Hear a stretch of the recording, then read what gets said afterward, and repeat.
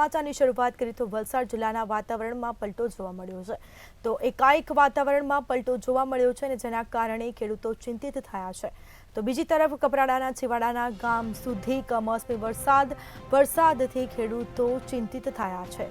તો હવામાન વિભાગે વરસાદની આગાહી કરી હતી અને તે જ પગલે વલસાડમાં વરસાદ વરસી રહ્યો છે। તો બીજી તરફ વરસાદથી ખેડૂતો ચિંતિત થયા છે। કપરાડાના છેવાડાના ગામોમાં કમોસમી વરસાદ ખાબક્યો। તો વલસાડ જિલ્લાના વાતાવરણમાં એકાએક પલટો જોવા મળ્યો છે અને જેના કારણે ખેડૂતો ચિંતિત થયા છે। તો વલસાડથી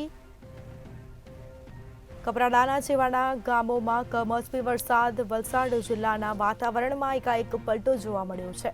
હવામાન વિભાગે વરસાદની આગાહી કરી હતી અને તે જ પગલે વલસાડમાં વરસાદ વરસી રહ્યો છે।